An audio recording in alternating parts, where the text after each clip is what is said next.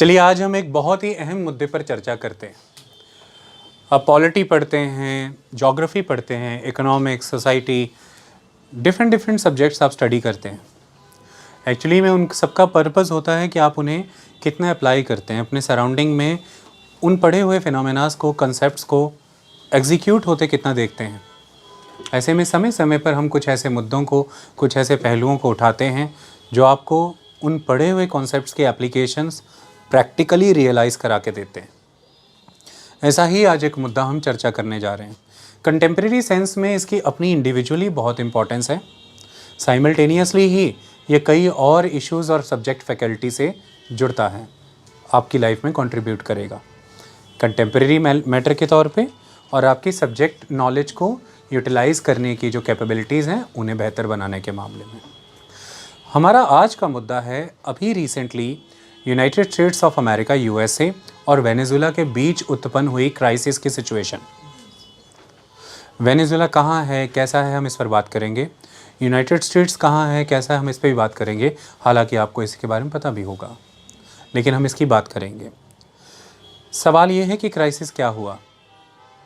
हम जनवरी 2026 में खड़े हैं। ये जनवरी का सेकेंड वीक रन हो चुका है।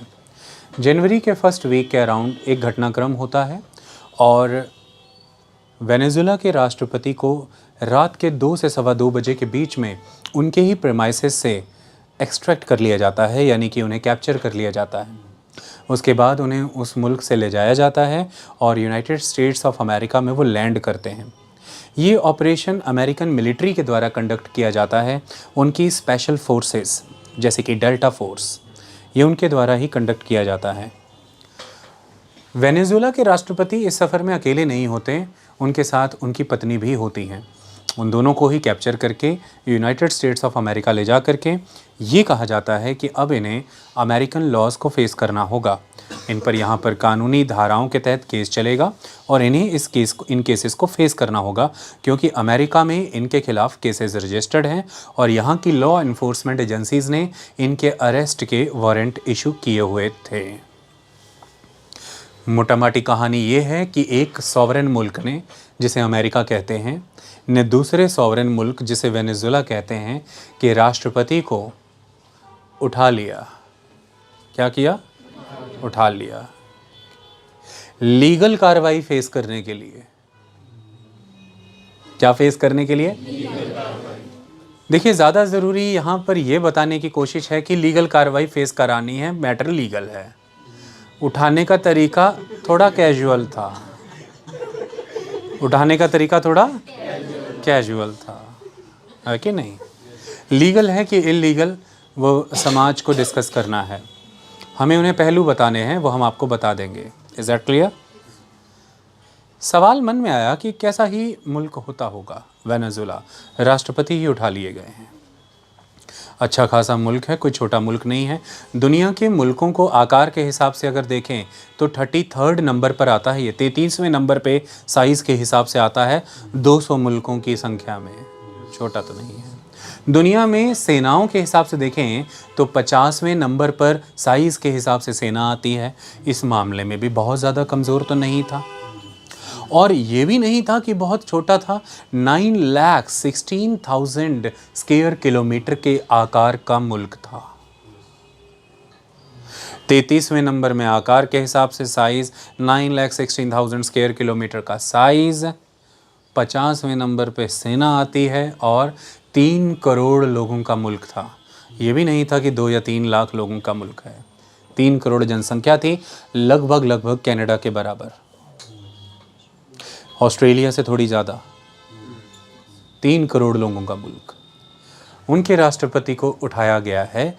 राष्ट्रपति का नाम निकोलास मादुरो है। Nicolas Maduro.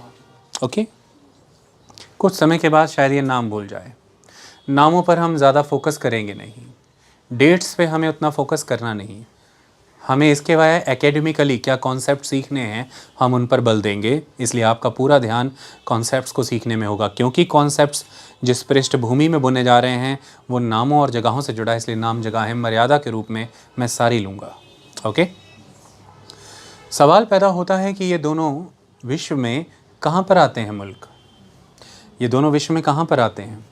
एक चीज़ की चर्चा आज के दिनों में बहुत ज़्यादा हो रही है, ये वहीं पे आते हैं। वो चर्चा है, ये चर्चा है, वेरी गुड, रूपाली का इनपुट बहुत काम आया। ये जिन्होंने इनपुट दिया है इनका नाम रूपाली है, पहाड़ों पे घूम के आई हैं। वो है वेस्टर्न हेमिस्फेयर। ओके, ये हेमिस्फेयर भी हम आपको समझा देंगे। ये दोनों ही डिफरेंट कॉन्टिनेंट से बिलोंग करने वाली कंट्रीज़ हैं। एक का नाम यूनाइटेड स्टेट्स ऑफ अमेरिका है। इतना ज़्यादा ओवरवेलमिंग रहते हैं लोगों के दिमाग में कि लोग बाग कॉन्टिनेंट और इनकी कंट्री के नाम को सिनोनिमस मैनर में ही ले लेते हैं। ऐसा है नहीं। यूनाइटेड स्टेट्स ऑफ अमेरिका एक कंट्री है, एक कॉन्टिनेंट की, कॉन्टिनेंट नॉर्थ अमेरिका है। तो नॉर्थ अमेरिकन कॉन्टिनेंट से बिलोंग करती है कंट्री यूएसए, और साउथ अमेरिकन कॉन्टिनेंट से बिलोंग करती है कंट्री वेनेजुएला। जैसे वेनेजुएला के राष्ट्रपति का नाम निकोलस मदुरो है, दूसरी तरफ भी लोग बाग ग्रांटेड ही ले लेते हैं। बताना ज़रूरी है, यूएसए के राष्ट्रपति का नाम डोनाल्ड ट्रंप है। उन्हें बुरा लगता है अगर ज़्यादातर लोग डोनाल्ड कहें तो। डोनाल्ड ट्रंप, ओके, उनका नाम क्या है? Donald Trump. पीछे एक ऐसी घटना हुई कि कोई उन्हें बातचीत के दौरान 3-4 बार डोनाल्ड कह रहा था। वो थोड़े असहज दिखे। वो ट्रंप कहलाना ज़्यादा पसंद करते हैं। ओके, मैं उन्हें वैसे पर्सनली नहीं मिलता, खबरों में सुन लेते हैं। तो खबरें एक तो बहुत ऑफ द टॉपिक चलती हैं। डोनाल्ड नहीं पसंद, नाम है उनका, क्यों नहीं पसंद, पर ऐसा हो जाता है। लोग बाग बसरा साहब कहें तो मज़ा आता ही होगा, है ना। पब्लिकली कोई आपको रूप करता रहे तो कैसा ही लगेगा। ऐसा हर आदमी को होता है, वैसा ही उन्हें भी होता होगा। मैप पे अगर इन मुल्कों को हम देखें तो दोनों को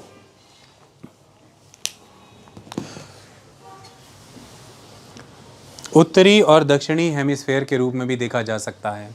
यकीनन ही वेस्टर्न हेमिस्फेयर का पार्ट तो हैं, लेकिन ये कुछ ऐसे मुल्क हैं कि ये नॉर्दर्न और साउदर्न हेमिस्फेयर के द्वारा भी डिवाइडेड हैं। चलिए हम इन्हें मैप पे समझने का प्रयास करते हैं। आपके लिए हमने एक क्लियर कट सा मैप तो लिया है, उम्मीद है कि वो फटेगा नहीं जब हम उसे एक्सपेंड करेंगे। देखिए, आप नॉर्थ अमेरिका की बात कर रहे हैं और उसमें मुल्क यूनाइटेड स्टेट्स ऑफ अमेरिका। आप उससे थोड़ा नीचे की ओर जाइए और अब आप आ चुके हैं यहाँ पर। लुक एट दिस, ये इक्वेटर की लाइन है, इसके नीचे साउदर्न हेमिस्फेयर आता है। Okay, this the southern hemisphere. ये अमेरिकन कॉन्टिनेंट साउदर्न हेमिस्फेयर में काफ़ी हद तक एक्सटेंड होता है। इवन इसका मेजॉरिटी पार्ट ही उस हेमिस्फेयर में लाई करता है। ये इक्वेटर के ऊपर आने पर आपको नज़र आता है ये मुल्क वेनेजुएला। आप अच्छे से देख सकते हैं कि इसकी दक्षिणी सीमाएं ब्राज़ील से लग रही हैं।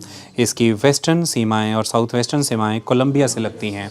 इसकी ईस्टर्न सीमा यहाँ पर गुयाना से भी लगती है। और इसके उत्तरी क्षेत्र में आपको ध्यान से देखना है, ये एस शेप में अटलांटिक ओशन है। उसी से थोड़ा वेस्ट की तरफ आते हैं तो ये गल्फ़ ऑफ मैक्सिको है, क्योंकि यहाँ पे कंट्री मैक्सिको है, ये उसकी गल्फ़ है। और उसी से थोड़ा आगे, उसकी गल्फ़ का मतलब उसकी नहीं है, ऐसा नहीं है, उसके नाम पे है। अमेरिका गुस्सा करता है ऐसा कहेंगे तो। थोड़ा नीचे आते हैं तो यहाँ पर एक सी है, that is Caribbean sea. Venezuela को ये कैरेबियन सी लगता है और यहाँ से ये अटलांटिक ओशियन लगता है। Is that clear? हम इसकी आपको एक स्पष्ट इमेज भी दिखाना चाहते हैं जिससे आप ज़्यादा क्लियरली चीज़ों को समझ पाएंगे। आप ये देख रहे हैं कि ये इक्वेटर गुजर रही है। इनफैक्ट यहाँ पे एक कंट्री है जिसका नाम ही इस पे है, इक्वेडोर। उसके ऊपर यहाँ पर वेनेजुएला प्लेस्ड है। आपने देखा ये ब्राज़ील था, ये कोलंबिया था, ये गुयाना था। उत्तर दिशा में ये कैरेबियन सी है। Is that clear? अब आपको हम एक और इमेज दिखाते हैं जिसमें चीज़ें थोड़ी और क्लियर हो जाएंगी। आप वेनेजुएला, गुयाना, उसके आगे Suriname, French Guiana, Colombia, Ecuador, Peru, नीचे Chile, Argentina, Bolivia, Paraguay, Uruguay और ब्राज़ील, इनकी बात कर रहे हैं। आप साउथ अमेरिकन कॉन्टिनेंट की बात कर रहे हैं। ओके, आप यहाँ से देख ही पा रहे होंगे कि साउथ अमेरिकन कॉन्टिनेंट में भी ठीक ठाक साइज़ में ये कंट्री प्लेस्ड है। कोई बहुत छोटा साइज़ नहीं है, पर संसाधनों में ये साउथ अमेरिका में टॉप पोजीशन पे प्लेस्ड हैं। हम इन पर अभी जिक्र करेंगे थोड़ी देर तक। तो इस कंट्री के राष्ट्रपति को उठा लिया गया है। ओके, मतलब इस कंट्री के राष्ट्रपति को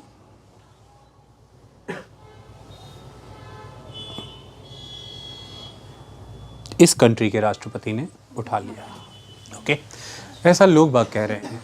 technically United states of America ने वेनेजुएला के प्रेसिडेंट को अपनी फोर्सेस की मदद से कैप्चर किया है और अब वो ट्रायल फेस कर रहे हैं, वहाँ पे करेंगे, थोड़े समय में ट्रायल शुरू हो जाएगा। हमारे मन में सवाल आया कि क्या कोई मुल्क ऐसे दूसरे मुल्क के राष्ट्रपति को उठा सकता है, और ये कैसी व्यवस्थाएं, ऐसा क्यों किया गया, समस्याएं क्या रही होंगी, ऐसा क्राइसिस कैसे इंटेंसिफाई हो गया कि ऐसी सिचुएशंस फेस करनी पड़ी।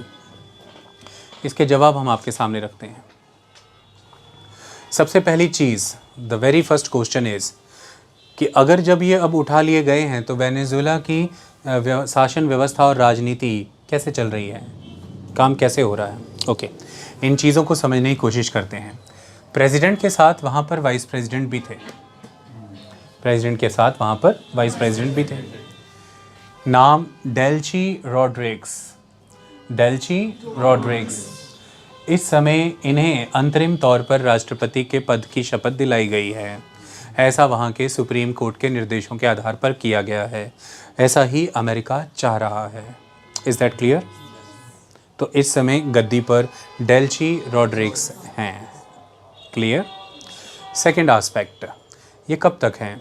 इन्हें 30 दिनों के अंदर अंदर चुनाव कंडक्ट कराने हैं और चुनाव के माध्यम से आगे की सरकारें बनेंगी। मतलब यूनाइटेड स्टेट्स ऑफ अमेरिका के द्वारा ये कहा गया है कि हम तब तक वेनेजुएला को अपने नियंत्रण में रखेंगे जब तक वेनेजुएला को हम पीसफुली जस्टिफाइड मैनर में विद जस्टिस एक ट्रांजिशन ना प्रोवाइड कर दें। मतलब हम वहाँ पर एक स्टेबल, पीसफुल और जस्टिफाइड रिजिम या गवर्नमेंट ना रीइंस्टेट कर दें या इस्टेब्लिश कर दें, तब तक वह हमारे नियंत्रण में रहेगा। मतलब वेनेजुएला का अभी तक आगे का भाग्य अमेरिका तय करेगा। अमेरिकी राष्ट्रपति के बयानों से पता चलता है कि उन्होंने एक टीम बनाई है, जिस टीम को उन्होंने वेनेजुएला को रेगुलेट करने की जिम्मेदारी दी है, वहाँ पर शासन व्यवस्था और प्रशासन व्यवस्था देने की जिम्मेदारी दी है, जिसमें उन्होंने सेक्रेटरी फॉर द स्टेट, जो सेक्रेटरी हैं for the state of USA Marco Rubio, उनकी ड्यूटी लगाई है कि वो इनके साथ मिलके, डेल्ची रॉड्रिग्स के साथ मिल करके वहाँ की शासन और प्रशासन व्यवस्था को देखेंगे। इस समय में वेनेजुएलन मिलिट्री का कंट्रोल वेनेजुएला में है। ऐसा नहीं है कि अमेरिकन मिलिट्री अब वहाँ के मिलिट्री सिस्टम को कंट्रोल कर रही है। वेनेजुएलन मिलिट्री अपने मिलिट्री सिस्टम को कंट्रोल कर रही है। मिलिट्री प्रेमाइसेस भी उन्हीं के कंट्रोल में हैं। इस बात को आपको ध्यान में रखना है। इससे मतलब ये हो सकता है कि सीधे तौर पर किसी दूसरे मुल्क पर आक्रमण करके ये युद्ध का बिगुल फूंकने जैसा नहीं था। मतलब आप इसे एक कंप्लीट वॉर की तरह नहीं देखते, या आप ऐसा भी नहीं देखते कि सेना की चढ़ाई करके मुल्क पे कब्ज़ा कर लिया गया है। तो ये मुल्क की ज़मीनें कब्ज़ा करना या मुल्कों पर कब्ज़ा करना या ये सैन्य के द्वारा एक सेना को हरा करके जीत करना, ऐसा नहीं रहा। यहाँ पर अमेरिका ने ये कोशिश की है कि वो ये क्लियरली इस्टेब्लिश करे कि उसकी इंटेंशन एक पर्सन को कैप्चर करना था और उसका एजेंडा यह था कि वो person American law enforcement agencies के सामने लॉ को फेस करे। इसीलिए अमेरिकी राष्ट्रपति ने बार बार इस बात पर बल दिया है कि ये ऑपरेशन अमेरिकन मिलिट्री का एक्चुअली में नहीं है। ये operation American law enforcement agency का है, जिसमें अमेरिकन लॉ एनफोर्समेंट एजेंसी ने अमेरिकन मिलिट्री से मदद मांगी है और अमेरिकन मिलिट्री ने वाजिब सहायता अमेरिकन लॉ एनफोर्समेंट एजेंसीज़ को दी हैं और लॉ एनफोर्समेंट एजेंसीज़ अमेरिका के रिटन लॉज के अकॉर्डिंग ही काम कर रही हैं। व्यक्ति विश्व में कहीं भी हो, अगर उसने कोई ऐसा क्राइम किया है जो क्राइम अमेरिकी और अमेरिकी संप्रभुता, अमेरिकी लोग, अमेरिकी क्षेत्र, अमेरिकी संप्रभुता को नुकसान पहुंचाता है, अमेरिका के पास पूर्ण अधिकार है कि वह उस व्यक्ति को उस ट्रायल को फेस करने की परिस्थिति में लेकर के आए जो उसे अब फेस करना पड़ेगा। और यही अमेरिका की लॉ एनफोर्समेंट एजेंसी ने इस समय में किया है। 2020 के 2020 के अमेरिकन लॉ एनफोर्समेंट यानी कि अमेरिकन अदालत के फैसले को यहाँ पर आधारित बनाया गया है, जिस फैसले में ये कहा गया था कि वेनेजुएलन राष्ट्रपति के द्वारा ये क्राइम किए गए हैं और वो इन क्राइम के हिस्सेदार माने गए हैं, ये जिम्मेदारियां हैं उन पर, और इसलिए उन्हें यहाँ पर आकर के इन कानूनों को फेस करना होगा। उसी निर्णय को अमल में लाने का काम ट्रंप कहते हैं कि मुझ पर जिम्मेदारी थी, बतौर सरकार ये मेरी जिम्मेदारी थी कि मेरी लॉ इन्फोर्समेंट एजेंसीज़ के द्वारा दिए गए निर्देशों की हम शब्द ब शब्द पूर्ति करवाएं, और वो हमने अभी कर दिया है। दैट्स ऑल, इतनी बात वो कहते हैं। Is that clear? तो ये आप इसको थोड़ा इसके नेचर को समझें कि एक मुल्क के द्वारा दूसरे मुल्क पे फतेह हासिल कर लेना, एक सेना के द्वारा दूसरी सेना पर फतेह हासिल कर लेना, वहाँ के अप्रेंटिसेस को सीधे सीधे जैसे कि मिलिट्री अप्रेंटिसेस को अपने कंट्रोल में ले लेना, और अपने ही लोगों को जा कर के वहाँ पर इमरजेंसी लगा के खुद शासन लेना। वाइस प्रेसिडेंट वहीं की अदालत के द्वारा वहाँ की सत्ता संभालने के लिए नियुक्त किए गए हैं। उनकी सहायता के लिए, उनकी मदद के लिए और सिंक्रोनाइज्ड मैनर में काम करने के लिए अमेरिकन टीम वहाँ पर जा कर के कामकाज करेगी, ऐसा बताने का प्रयास है। Okay, is that clear? सवाल ये खड़ा होता है कि अचानक से वेनेजुएला चर्चा में कहाँ से आ गया, दिक्कतें कहाँ से शुरू हुई? ओके, वेनेजुएला के चर्चा में आने के बहुत से कारण हो सकते थे। चर्चा में नहीं आ रहा था उसके भी कारण थे। वेनेजुएला के चर्चा में आने के कारण क्या हो सकते थे? एक बड़ा कारण ये हो सकता था कि विश्व में अभी तक जितने भी असेस्ड और पाए गए क्रूड ऑयल रिज़र्व्स हैं, उनमें से सबसे ज़्यादा रिज़र्व्स वेनेजुएला के पास हैं। मतलब ना सऊदी अरेबिया, ना रशिया, ना कोई और middle east country, it is Venezuela. ऐसा माना जाता है, ऐसा माना जाता है असेसमेंट के बेसिस पे कि 303 billion barrels reserves of oil Venezuela के पास हैं, the largest reserves. Is that clear? जिनकी जानकारी मनुष्य को है। अब इसके अलावा प्रशांत महासागर के गर्भ में कुछ हो पता नहीं है अभी, है ना? कोई कहे, देखो ये बातें बड़ी सोच समझ के करनी पड़ती हैं। लोग बाग कहते हैं कि 70% पृथ्वी पानी है, ये कितनी गलत बात होगी? आपको नहीं लगता ये पूरी तरह से गलत है? 70% पृथ्वी की सतह पानी है। The surface of the earth 70% water है, और वो सरफेस क्या है? एक पतली सी परत। पृथ्वी, planet earth is all rocky, all metallic. तो इस भलावे मत रहिए कि 70% पृथ्वी पानी है। वो नीली नीली दिखती है क्योंकि ऊपर कवर चढ़ा हुआ है, नीला नीला कवर है भाई, अंदर का माल कुछ और ही है। बिल्कुल वैसी ही ये बात है। ओके, तो जितने भी अब तक के खोजे, पाए गए, जांचे गए रिजर्व्स हैं, उनमें से सबसे अधिक उनके पास है। 303 बिलियन बैरल्स बहुत होते हैं। सवाल ये है कि वो इस समय में कितना प्रोड्यूस कर रहे हैं। पूरे ग्लोबल लेवल पर जो आर्थिक स्तर पर कंजम्पशन हो रहा है उसका कितना हिस्सा? 0.8%। सबसे ज़्यादा रिजर्व्स हैं और 0.8%। सवाल ये है कि भारत ने कुल जितना इंपोर्ट किया 2025 में, उसका उनसे कितना इंपोर्ट किया? 0.23%। इतना कम। वाई? क्योंकि रो धो करके किसी तरह से इस समय में वेनेजुएला 8 लाख या कहीं कहीं पे 9 लाख 8 लाख बैरल्स ही प्रोड्यूस कर पा रहा है पर डे। ऐसा माना जाता है कि अगर अमेरिका ने वहाँ पर सिस्टम स्ट्रीमलाइन किए, सैंक्शंस ख़त्म की, तो ये 30 लाख बैरल तक पहुँच सकता है 2 साल के अंदर ही। और आप देखिए कि 30 लाख बैरल कितना होता होगा, बहुत होता होगा। इसका मतलब जो भूमिका as a producer of oil Venezuela निभा सकता है वो नहीं निभा पा रहा। जो भूमिका दुनिया भर के मुल्क बतौर इम्पोर्टर वेनेजुएला को इम्पोर्टेंस अटैच कर सकते थे वो नहीं कर पा रहे हैं। इसके लिए मुख्य कारण क्या है? इसके लिए मुख्य कारण है कि वेनेजुएला की प्रोडक्शन डेवलप ना हो पाना, वेनेजुएला की रिफाइनरीज़ का फुल स्केल पे काम ना कर पाना। कारण टेक्निकल असिस्टेंस की कमी, टेक्नोलॉजी की कमी, इक्विपमेंट्स की कमी, फाइनेंसेस की कमी और सप्लाई चेन की कमी। सवाल ये खड़ा होता है कि इन सप्लाई चेन्स की कमी, इन फाइनेंसेस की कमी, टेक्निकल असिस्टेंस और टेक्नोलॉजी एंड टेक्निकल इक्विपमेंट्स की कमी कैसे पैदा हुई? जवाब है अमेरिका और यूरोपीय मुल्कों के द्वारा लगाई गई सैंक्शंस। वेनेजुएला लंबे समय से सैंक्शंस झेल रहा है। उन्हीं सैंक्शंस का नतीजा है कि वेनेजुएला अपने रिसोर्सेज को उन ऑप्टिमल लेवल्स पे यूटिलाइज़ ही नहीं कर पा रहा जिन लेवल्स पे वो यूटिलाइज़ कर सकता था। आप सवाल पूछेंगे कि ये तो किसी मुल्क की अंदरूनी बातें हैं, नहीं कर पा रहा तो इसमें क्या लेना देना। चलिए बताते हैं। उसके द्वारा ये ना कर पाने के कारण ही कुछ रिज़ल्ट्स निकले और वो रिज़ल्ट्स का खामियाजा जो है वो भुगतना पड़ा निकोलास मदुरो को।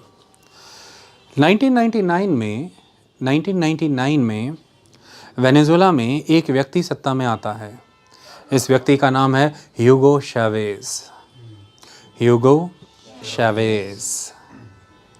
ये वेनेजुएला के राष्ट्रपति रहे। ह्यूगो शावेज मेंटोर माने जाते हैं एक व्यक्ति के जिसका नाम है निकोलास मादुरो। ह्यूगो शावेज के समय में विदेश मंत्री हुआ करते थे। ह्यूगो शावेज ने देश के अंदर जो रिफाइनरीज़ हैं, ऑयल रिजर्व्स हैं, इन्हें नेशनलाइज किया, इन्हें गवर्नमेंट के कंट्रोल में किया। 2013 में ह्यूगो शावेज के चले जाने के बाद गद्दी पर निकोलास मदुरो आए और 2013 से अभी तक निकोलास मदुरो ही गद्दी पर बैठे हुए हैं। ऐसा नहीं है कि इस दौरान चुनाव नहीं हुए। 2018-19 में चुनाव हुए। माना ये गया कि चुनाव में जो वोटिंग हुई उन वोटिंग्स की गिनतियों को देखा जाए तो उस समय की पार्लियामेंट के स्पीकर जो थे जुआन गुआइडो, गद्दी पर वो होने चाहिए थे। ऐसा हुआ नहीं। चुनावी नतीजों को मैनिपुलेट किया गया, चुनावी संस्थाओं के नतीजों को कंट्रोल किया गया, ऐसे आरोप लगाए जाते हैं। कोई बात नहीं, चुनाव फिर होंगे। चुनाव कौन से रुकते हैं? 5 साल फिर बीतने को हैं। 2024 जुलाई में फिर से चुनाव के नतीजे आए और ऐसा माना गया कि opposition leader Edmundo Gonzalez bumper vote से जीते थे। लेकिन जो भी आंकड़े विश्व संस्थाओं ने जुटाए थे, जो भी आंकड़े सिविल सोसाइटीज़ ने रिलीज़ किए और जो भी आंकड़े कई टैली एसोसिएशंस जो वोट्स को टैली करती हैं उनके द्वारा जुटाए गए, उन सब में यह पाया गया कि यह व्यक्ति बहुत सारे वोटों से जीता है। लेकिन फिर से नतीजे में मैनिपुलेट हुए और फिर से नतीजे जिनके हक में आए उनका नाम था निकोलास मदुरो। अमेरिका और विश्व के कई मुल्कों का ये आरोप है निकोलास मदुरो पिछले 2 टर्म से, 2013 के बाद की टर्म 2018-19 और उसके बाद अभी 2024, पिछले 2 टर्म से इलेजिटिमेटली सत्ता को कंट्रोल किए हुए हैं और उन्होंने वोट और चुनाव चुराए हैं। ओके, मतलब वोट चोर हैं, ऐसा कहा जाता है। अंतर्राष्ट्रीय स्तर पर ये बातें हो रही हैं। अमेरिका इसे एक बहुत बड़ा आधार मानता है लेजिटिमेसी डिनाई करने का। वो मदुरो को लेजिटिमेट लीडर मानता ही नहीं है। विश्व के कई बड़े नेता नहीं मानते, कई संस्थाएं हैं जो ऐसा नहीं मानती। इवन साउथ अमेरिका की ही ऑर्गेनाइजेशन है, साउथ अमेरिकन कंट्रीज़ की, जिन्होंने मदुरो की सत्ता पे बैठने को नकार दिया था कि ये गलत है, आप लेजिटिमेट नहीं हैं। इस बार गद्दी पर एडमुंडो गोंजाल्वेज होने चाहिए। देखते हैं क्या होता है, बात करेंगे उस बारे में। इतनी बात क्लियर? तो पंजाबी जी कहिए तो अमरीका दी अखां 'च ते रड़कन डया ही पहला तो ही। अमेरिका की आंखों में तो वो पहले से ही चुभ रहे थे कि भाई आप इलेजिटिमेटली गद्दी पर बैठ रहे हैं। सवाल यहाँ से पैदा होता है कि दुनिया के कितने के मुल्कों में अमेरिका इस बात का ध्यान रखता है कि कौन इलेजिटिमेटली बैठ रहा है, कौन नहीं। ये सवाल तो है। वेनेजुएला में बड़ा ध्यान था। अब वेनेजुएला में जो इतना ध्यान था उसका कारण थोड़ी और पीछे चलते हैं। पीछे चले जाना है हमें। ज़्यादा आगे आने के लिए ज़्यादा पीछे जाना पड़ता है। जितनी तरक्की करना चाहते हो, तेज़ दौड़ने के लिए कितनी पीछे से आना पड़ता है, बड़ी छलांग के लिए उतना रनअप। ओके, तो पीछे जाने को क्या कहते हैं? खोज करना। आगे बढ़ने को निर्माण करना। अगर निर्माण बड़ा है तो खोज बड़ी होनी चाहिए। चलो पीछे चलते हैं। पीछे थोड़ी सी पीछे 1991 से पीछे 1991 से पीछे क्या ही हुआ होगा भाई, अपने अरमान। ओके, थोड़ा और पीछे लेके चलते हैं आपको, उससे भी पीछे 1945 सेकेंड वर्ल्ड वॉर ख़त्म हुआ। सेकेंड वर्ल्ड वॉर ख़त्म होने के बाद दुनिया भर में शक्ति पर किसका नियंत्रण है, विश्व पर किसका आधिपत्य है, मतलब विश्व पर नियंत्रण किसका होगा, इसकी जद्दोजहद का आरंभ हुआ, इसकी जंग हुई। और इस जंग में, इस जद्दोजहद में, इस पावर स्ट्रगल में, या मैं कहूँ कि शक्ति के संघर्ष में कौन कौन थी जो पार्टियां थी? दो बड़े मुल्क तो पहले पार्टियां थी ही, एक यूनाइटेड स्टेट्स ऑफ अमेरिका, दूसरा union of Soviet socialist Republic USSR. Okay, या सरल भाषा में उस यूनियन का एक मुल्क रशिया और अमेरिका 1945 के बाद ही दोनों ही विश्व में अपनी सत्ता स्थापित करना चाहते थे। दोनों ही अपना स्फीयर ऑफ इन्फ्लुएंस क्रिएट करना चाहते थे। दोनों ही ये चाहते थे कि वर्ल्ड ऑर्डर उनकी इच्छा से चले, ऐसा चाहते थे। और ऐसा करने के लिए दोनों ही ने एक दूसरे के साथ संघर्ष किया, लेकिन बिना सीधी कन्फ्रंटेशन के। दोनों ही कभी भी सीधे सीधे अपने मुल्कों की ज़मीन पे एक दूसरे के साथ नहीं लड़े। इसका बड़ा कारण था, वो द्वितीय विश्व युद्ध में इसका खामियाजा समझ चुके थे। उन्हें ये पता चल चुका था कि वह साम्राज्य जहाँ कभी सूर्य अस्त नहीं होता, द्वितीय विश्व युद्ध में सीधे जंग में शामिल होने की वजह से इस तरह से घुटनों के बल गिर गया है कि वो अब आगे उस रूप में आर्थिक और राजनीतिक महाशक्ति नहीं रहा जिसे आप ग्रेट ब्रिटेन कहते हैं। अमेरिका ने ये देख लिया था। रशिया ने भी दूसरे विश्व युद्ध की इस नकारात्मक नतीजों को देख लिया था। इसलिए सीधे युद्ध लड़ना तो कोई विजडम का डिसीजन था ही नहीं। लेकिन क्या करें, स्फीयर ऑफ इन्फ्लुएंस तो एस्टैब्लिश करना है। ऐसे में पूरे वर्ल्ड को वॉर थिएटर बनाया गया। दोनों ही को अपनी अपनी विचारधारा को आगे बढ़ाना था। एक अमेरिकन मुल्क था जिसकी विचारधारा, ऐसा लोग बाग टेक्निकली अगर आप कहें तो प्योरली वो नहीं है विचारधारा, बट फिर भी थोड़ा सिंप्लीफाई, क्योंकि दो वर्ग बताने हैं तो एक की विचारधारा क्लियरली बतानी पड़ेगी। तो एक अमेरिका है जिसकी विचारधारा थी कैपिटलिज्म, और उसके ऑपोजिट एक रशिया था जिसकी विचारधारा थी कम्युनिज्म। ओके, तो एक कम्युनिज्म, एक कैपिटलिज्म। आप कम्युनिज्म के साथ सोशलिज्म वर्ड भी जोड़ लेना, तो मतलब कैपिटलिज्म और सोशलिज्म आमने सामने खड़ा था। आप सोचेंगे कि विचारधारा के लिए इतना लड़ रहे हैं, ऐसा क्या है? देखिए, विचारधारा ही तो सब कुछ होती है। जैसे उदाहरण के तौर पर आपके घर में एक आइसक्रीम लाई गई है और सबको पसंद है। आइसक्रीम किस तरह से बटेगी, ये नियम ही तो असल में डिसाइड करेंगे कि किसको कितना शेयर मिलेगा। आइसक्रीम किस तरह से बांटी जाएगी, ये नियम ही तो असल में तय करेंगे कि किसको कितना शेयर मिलेगा। तो ये नियम किस आधार पे बनते हैं, वो आधार तो बहुत ज़रूरी है। आइसक्रीम सबको बराबर में थोड़ी थोड़ी बांटी जाएगी, छोटा है या बड़ा है, शक्तिशाली या कमज़ोर है, ये एक विचारधारा है। जो अपने सामर्थ्य, अपनी क्षमता के आधार पर आइसक्रीम ले ले तो ले ले, समय के साथ बाकियों को भी मिल ही जाएगी, ये दूसरी विचारधारा है। ये विचारधारा के परिवर्तन से आइसक्रीम का बंटवारा चेंज हो गया। सही है कि नहीं? अब अगर आपको पहले केस में आइसक्रीम सबको लगभग कहने को होता है, वैसे ही है।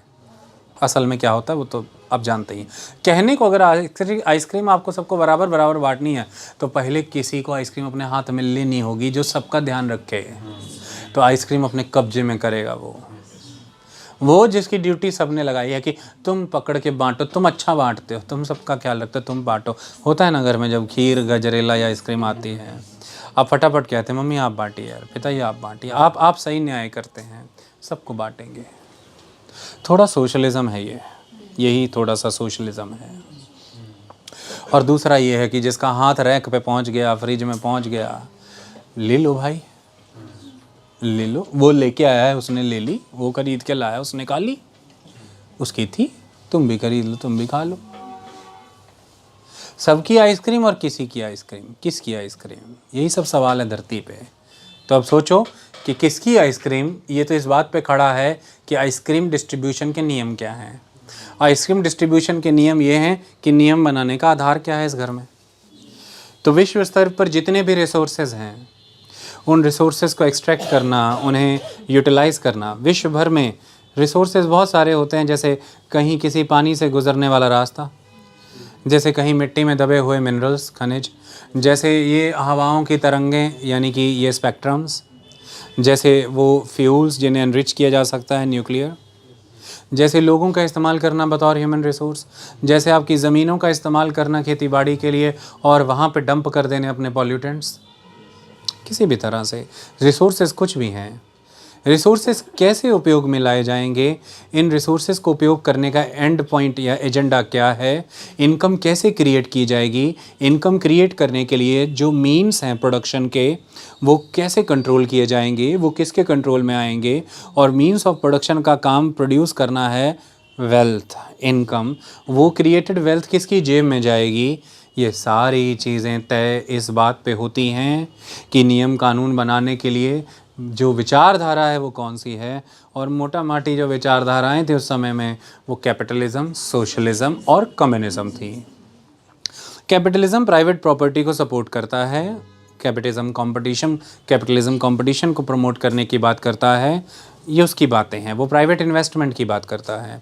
सोशलिज्म पब्लिक कंट्रोल की बात करता है, वो नेशनलाइजेशन ऑफ द एसेट्स की बात करता है। सोशलिज्म का एजेंडा है कि वो इगैलिटेरियनिज्म अचीव करना चाहता है, वो इक्वलिटी अचीव करना चाहता है। दोनों के अपने अपने एजेंडे हैं, दोनों के अपने अपने एजेंडे हैं। एक हायर जीडीपी ग्रोथ पे फोकस करता है जैसे कि कैपिटलिज्म, एक large size of market capturing में बात करता है, हायर लेवल ऑफ प्रोडक्शंस की बात करता है, प्रॉफिट मैक्सिमाइजेशन की बात करता है। सोशलिज्म ऐसा कहता है कि वेलफेयर मैक्सिमाइजेशन पे ज़्यादा ध्यान देना चाहिए। सोशलिज्म डिस्ट्रीब्यूशन ऑफ इनकम पे ज़्यादा फोकस करता है, वो लार्जर मासेस की अपलिफ्टमेंट की बात करता होगा। अब ज़मीनी स्तर पे होता है कि नहीं वो तो बाद में बात करेंगे, थ्योरियाँ तो बहुत अच्छी हैं, कार्ल मार्क्स विचार तो अच्छे ही देखे गए हैं, करने वाले क्या कर रहे हैं तो उनकी बात है। तो जो मार्क्सवादी हैं, मार्क्स को मानते हैं, मार्क्सिस्ट, सोशलिज्म और कम्युनिज्म की बात करते हैं। मार्क्स का सपना था कि जो मेरा सोशलिज्म है जब अपनी पीक पे पहुंचेगा तो वो जो टैग हासिल करेगा उसका नाम कम्युनिज्म होगा। सोशलिज्म का एंड रिजल्ट कम्युनिज्म है, एकदम चरमोत्कर्ष तक पहुंच जाना। Is that clear? ये कहानी इन दो विचारधाराओं की लड़ाई थी। ग्लोबली रिसोर्सेज कैसे एक्सट्रैक्ट होंगे, कैसे यूटिलाइज होंगे, और एक धड़ा सोशलिज्म को फॉलो कर रहा था, that is Russian Chinese block, और एक धड़ा कैपिटलिज्म को फॉलो कर रहा था जैसे अमेरिकन, वेस्टर्न यूरोपियन कंट्रीज। तो ये two blocs were there, eastern bloc, western bloc. Is that clear? Two bloc, capitalist bloc, socialist bloc, two blocs were there. और सभी ब्लॉक्स ने अपनी स्ट्रेंथ इंक्रीज करने के लिए फटाफट पार्टनर्स जोड़ने शुरू किए कि आइए पार्टनर बनिए, आइए पार्टनर बनिए। इस दौड़ में पार्टनरशिप कैसे हुई उसको समझने के लिए कुछ चीज़ों को समझना ज़रूरी है। बहुत सी जंगें हुई, वियतनाम में युद्ध हुआ, वियतनामी वॉर, कोरियन वॉर्स हुई इसी की वजह से, अफ़गानिस्तान में जंगें हुई इसी की वजह से, अफ्रीकन कंट्रीज़ में कई जंगें लड़ी गई इसी की वजह से, बल्कान मुल्कों में युद्ध हुए इसी की वजह से। तो तमाम युद्ध इन्हीं कारणों से होते ही चले गए। Is that clear? ओके, चलिए तो अब एक इम्पॉर्टेंट चीज़ वो पकड़ाइए। ये जो वो पकड़ाइए कहा था, ये ग्लोब था, ग्लोब पकड़ाने को कहा था, ठीक है। अब इस बात को समझो, देखो ये जो स्फेयर होता है, गोला होता है, इसमें ये जो सेंटर से इसको नीचे और नॉर्थ की साइड, साउथ साइड नॉर्थ देख रहे हैं, ये इक्वेटर से साउथ और नॉर्थ, साउदर्न नॉर्दर्न हेमिस्फेयर है, स्फेयर का हाफ हेमिस्फेयर। ओके, अच्छा दूसरी तरफ अब आप यहाँ पर अगर नोटिस करेंगे तो this is United kingdom. Okay, यहाँ पे लंदन के ग्रीनविच से एक लाइन गुजरती है, this is 0 degree longitude, it is prime meridian, इस इज़ प्राइम मेरिडियन।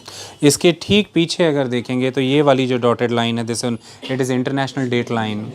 तो अगर हम इस 0 डिग्री से गुजरने वाली ग्रीनविच मेरिडियन टाइम लाइन को हम टाइम लाइन कहते हैं, तो ठीक उसके पीछे वाली डेट लाइन है। अब ध्यान से सुनना है, इस टाइम लाइन से ज़रा वेस्ट वेस्ट आओ, टाइम लाइन से ज़रा वेस्ट वेस्ट आओ, ऐसे वेस्ट वेस्ट।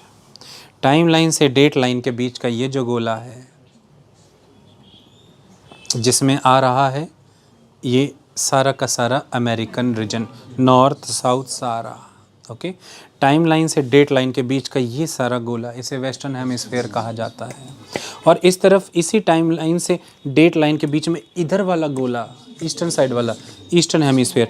ईस्टर्न हेमिस्फीयर में ज़रा नोटिस करिए, भारत आ गया अपना है, इसी में से चीन, रशिया, ये सारे मुल्क आ रहे हैं। ओके चलिए, तो अब होने ये लगा कि उस समय में ये कहा गया कि स्फेयर ऑफ इन्फ्लुएंस किसका कहाँ है। अपने अपने स्फेयर में अपनी अपनी धाक तो जमाना चाहते ही थे, दूसरे के स्फेयर में घुसने की भी बहुत ज़रूरत थी। क्योंकि देखिए, आप व्यक्ति को कमज़ोर कर सकते हैं उसके इलाके में धर पकड़ करके, उसके इलाके में घुसिए, उसके सराउंडिंग्स को कैप्चर करिए, उसे कमज़ोर बनाइए। यही एक तरीका है और ये होता रहा है, क्योंकि वेस्टर्न यूरोप अमेरिका के साथ था और वेस्टर्न यूरोप की मदद से ईस्टर्न यूरोपियन कंट्रीज़ में अमेरिका और वेस्टर्न यूरोपियन कंट्रीज़ यानी कि द कैपिटलिस्ट ब्लॉक या अमेरिकन ब्लॉक, कुछ भी ब्लॉक कहिए आप, इनका प्रभाव वहाँ पर बढ़ता रहता था। फिर इसी तरह से मिडल ईस्टर्न कंट्रीज़ पे भी इनका अच्छा खासा कंट्रोल था। अब ऐसे में ईस्टर्न हेमिस्फेयर में इनका दबदबा है। ईस्टर्न हेमिस्फेयर के जो खिलाड़ी हैं रशिया, चाइना, वो कैसे नहीं वेस्टर्न हेमिस्फेयर में भी अपना दबदबा बनाना चाहेंगे। तो वेस्टर्न हेमिस्फेयर में कुछ कंट्रीज़ थीं जो सोशलिस्ट विचारधाराओं से प्रभावित थीं, जो सोशलिस्ट विचारधाराओं को मानती थीं। आइए वेस्टर्न हेमिस्फेयर की उन कंट्रीज़ पे बात करें। जैसे कि ये जो क्षेत्र हैं, देखिए यहाँ पर आइलैंड्स हैं छोटे छोटे, लेसर एंटिलेज, ग्रेटर एंटिलेज इन्हें कहा जाता है। West Indies group of islands के रूप में भी जाना जाता है। क्यूबा यहाँ पर एक कंट्री है, क्यूबा कैपिटल हवाना। क्यूबा यहाँ पर एक मुल्क है। क्यूबा सोशलिस्ट आइडियाज़ को फॉलो करता रहा है। क्यूबा में एक बड़े लीडर हुए हैं, लंबे समय तक उन्होंने संघर्ष किया है। उम्मीद है आपको उनका नाम याद होगा। इसके अलावा मेन आदमी ची गुवेरा ने तो विचारधाराएं दी हैं, टी शर्टों पे, शर्टों पे उनका नाम भी है। और कौन है? तो शांत रहना है हमें। बताइए क्या हो गया आपको भाई? Fidel Castro was the person, okay, the undisputed king of socialism in the western hemisphere। जानते हैं कब से कब तक रहा है वो? नहीं जानते तो हमारे वर्ल्ड रीजनल ज्योग्राफी के, वर्ल्ड हिस्ट्री के लेक्चर क्यों नहीं लगाते हो? चैनल पे जाएं, focus IAS PCS institute, playlist section पे क्लिक करें, वर्ल्ड रीजनल ज्योग्राफी और वर्ल्ड हिस्ट्री के लेक्चर्स लगाएं, पता चलेगा। बहुत अच्छे से पढ़ाया हमने। Fidel Castro was the person, okay. Socialism को मानते थे, अपने मुल्क में उसे लागू करते थे, ओके। ये क्यूबा। बगल में कौन है अपना भाई? यूएस। दिक्कत होगी कि नहीं? अच्छा, ये क्यूबा, देखो क्यूबा, ऐसे उड़ के जा रहे हैं रशिया, रशिया ऐसे क्यूबा। रशिया वेस्टर्न हेमिस्फेयर में अमेरिका के नाक के सामने एकदम दीवार के बगल में ग्वांडी आदमी, इमीडिएट नेबर, डीजे पार्टी कर रहा है आपके घर के बगल में, रात रात तक डीजे बज रहा है। कैसा लगेगा? खून खौलेगा कि नहीं? खून उबाले मारेगा कि नहीं? वर्ल्ड पॉलिटिक्स को समझना है तो इन चीज़ों को बहुत नीचे एकदम ग्राउंडेड रख के सीखना सीखो। ये सब माहौल होते हैं, ओके। जैसे रशिया यहाँ तक क्यों पहुँच रहा है? रशिया, ये आ जाते हैं यहाँ पे, ये पोलैंड। पोलैंड किसके कंट्रोल में, किसके प्रभाव में? That capitalist block, waste European countries के प्रभाव में, ओके। पोलैंड को अपनी ज़मीन के रूप में इस्तेमाल कर रहा है अपने हथियारों के लिए अमेरिका, रशिया के नाक के सामने। काउंटर करने के लिए रशिया, ये क्यूबा। तो अगर अमेरिका अपने न्यूक्लियर आर्सेनल्स पोलैंड में स्थापित करेगा तो रशिया अपने न्यूक्लियर आर्सेनल्स क्यूबा में रखेगा। ऐसा हुआ था। मिसाइलें खड़ी हो चुकी थी। जो रॉकेट की सुतली होती है ना, ऐसे मिसाइल की सुतली है जो, समझ लीजिए कि चिंगारी लगने ही वाली थी। लग जाती तो फिर जब जानते हैं क्या होता। ये क्यूबा में खड़ी हुई मिसाइलों का क्राइसिस है, इसे क्यूबन मिसाइल क्राइसिस कहते हैं। समझौता हो गया, टल गए। रशिया ने कहा कि पोलैंड में अपना बोरिया बिस्तरा बांधिए और अमेरिका ने कहा कि आप क्यूबा में बांध लीजिए। बोरिया बिस्तरा दोनों ने बांध लिया, मामला फिर रुक गया। लेकिन पोलैंड इस्तेमाल हुआ कि नहीं? इस सारे इंतज़ाम में क्यूबा का इस्तेमाल हुआ कि नहीं? हुआ। दोनों इंटैक्ट हैं, रशिया भी और अमेरिका भी। दोनों क्या है, इंटैक्ट हैं, मजबूत हैं आज भी। दो ही लीडर धाक जमा रहे हैं, ट्रम्प एंड पुतिन। ओके, तो इस तरह से ये जो क्यूबा था ये सोशलिस्ट आइडियोलॉजीज़ को फॉलो करता था। ये आग साउथ अमेरिका के और मुल्कों तक भी फैल गई, विचारों की आग। कोलंबिया भी इसे मानता था, वेनेजुला भी इसे मानता था। और आज अमेरिकन राष्ट्रपति के जो टारगेट में है वो कौन है, कोलंबिया, वेनेजुला, क्यूबा, तीनों को वार्निंग अभी इशू हुई है। वेनेजुला के बाद इन दोनों के लिए वार्निंग इशू की गई है। ओके, लंबे संघर्षों का इतिहास है वेनेजुला का, जो हम अभी चर्चा करेंगे। पहले तो हमने ये समझ लिया, कोल्ड वॉर के समय में विश्व दो विचारधाराओं में मेन बटा था। वर्ल्ड जो है वो ब्लॉक्स का पार्ट था, ब्लॉक पॉलिटिक्स हो रही थी। The American capitalist block, the socialist Russian block. कुछ मुल्क थे जो किसी भी ब्लॉक के साथ अलायंस में नहीं गए, वो नॉन अलायन मूवमेंट फॉलो कर रहे थे, जैसे कि भारत था, इंडोनेशिया भी था, इसी का पार्ट था, वो इसी में आता था। ओके, उस समय का यूगोस्लाविया भी होता था, इजिप्ट भी इसी का पार्ट हुआ करता था। तो ये सारे मोटे मोटे मुल्क थे जो नॉन अलाइन मूवमेंट की नीतियों की पालना कर रहे थे कि हम किसी धड़े के साथ नहीं जाएंगे भाई। तो the world was fighting for three things. Okay, the one country America was fighting for the unipolar world. The unipolar world, uni माना वन, द पोलर मतलब the order of the world, the policies of the world, the ideas of the world should revolve around the ideas, ideologies or the concepts of America. The world should be unipolar. Russia was fighting for the bipolar world, that you must contain yourself in your sphere of influence and I will pursue my sphere of influence in my area. Okay, it's a bipolar thing. And the other countries, they were fighting for the multipolar world. India was the leading country into that world should be multipolar. But technically this word is not that correct, but we are talking in the sense of cold war, तो हम इसलिए इस शब्द का इस्तेमाल कर रहे हैं। हालांकि भारत की उस समय की जो कवायद थी वो यह थी कि सभी मुल्कों की संप्रभुता के अधिकारों को अक्षुण्ण रखने के लिए, उनकी जो सॉवरेनिटी है, उनकी इंटीग्रिटी को इंटैक्ट रखने के लिए एक ऐसा ऑर्डर बनाया जाए जो मुल्कों की संप्रभुता को अक्षुण्ण रखे। हम इस ऑर्डर का समर्थन करते हैं। मतलब शक्ति सभी के पास अपनी हो और उतनी हो जितनी अपनी संप्रभुता को सुरक्षित रखने के लिए वाजिब है।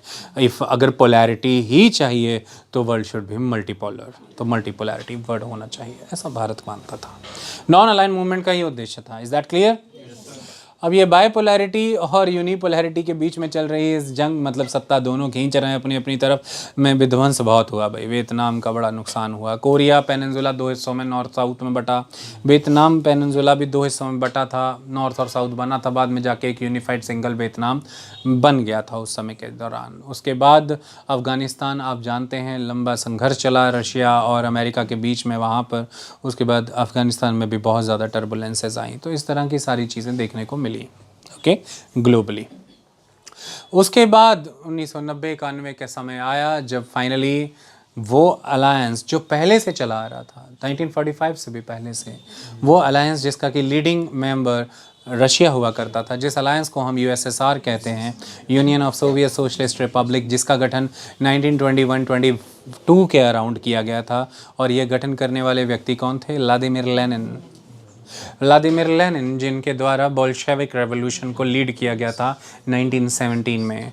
ये 1917 का रशियन रेवोल्यूशन था, जिस रशियन रेवोल्यूशन के द्वारा विश्व में पहली बार एक ऐसे स्टेट का गठन किया गया जो स्टेट डिक्लेयर्ड मैनर में सोशलिस्ट था।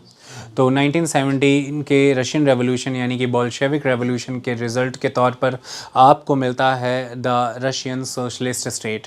उसके बाद रशिया के सोशलिस्ट स्टेट के गठन के बाद 5 वर्षों के समय के अंदर ही रशिया ने अपनी सराउंडिंग कंट्रीज़ के साथ एक यूनियन बनाने का काम शुरू किया। और ये यूनियन किन की थी? Union of Soviet socialist.